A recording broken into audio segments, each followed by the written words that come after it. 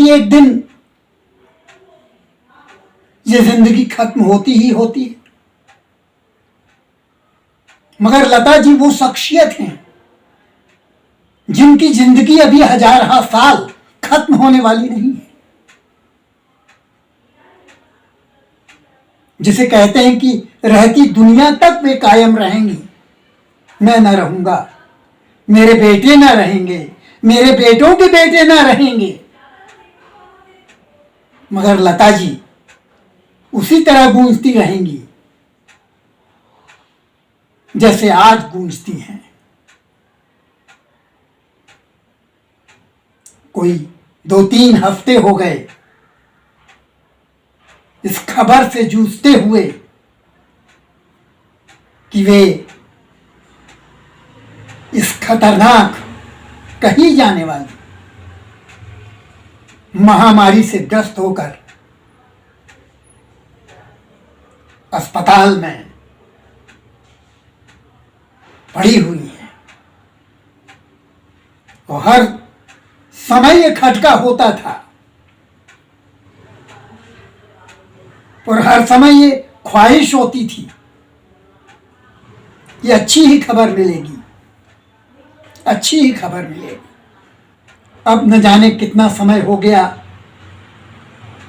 जब से लता जी ने सार्वजनिक जीवन को लगभग अलविदा कह दिया है। वे 92 वर्ष की लंबी जिंदगी जी चुकी हैं और अब शायद जो उनका व्यक्तिगत गायन है वह अपने परम प्रभु के लिए है, अपने आराध्य के लिए है। अब वे शायद उसे किसी से शेयर नहीं करना चाहते। हालांकि मैं मानता हूं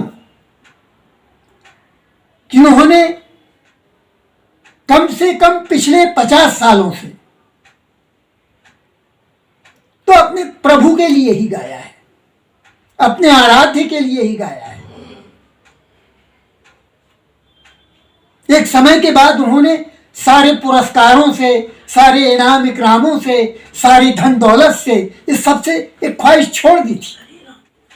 ये मेरी खुशकिस्मती है कि मुझे उनके दर्शन करने का सौभाग्य मिला है और ये भी मेरी खुशकिस्मती है कि उन पर पुस्तकें लिखने वाले कई व्यक्तियों को मैं व्यक्तिगत रूप से जानता हूं और बहुत सारे ऐसे गीत हैं, उनके ऐसे गीत जो मेरी जिंदगी में हमेशा शामिल रहते हैं। और मेरी ही क्या, ऐसा कौन है हिंदुस्तान में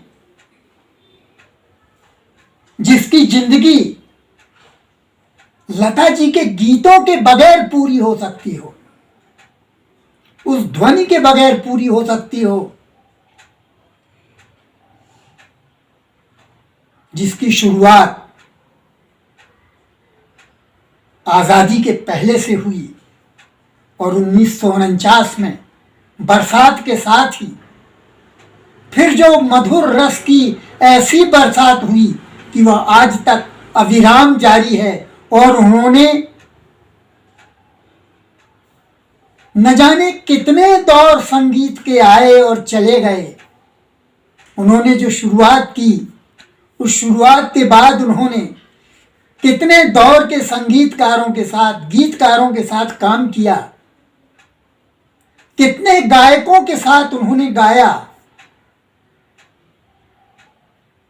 बीच में कुछ अनबन भी हुई, बीच में कुछ बिगाड़ भी हुए, मगर धीरे धीरे वे सारी चीजें दूर होती चली गई और अब वे सिर्फ और सिर्फ एक ऐसे माधुर्य का नाम है जो माधुर्य आगे आने वाली पीढ़ियों को बहुत कुछ सिखाता रहेगा, समझाता रहेगा और यह बतलाता रहेगा कि संगीत की साधना किस तरह की जाती है।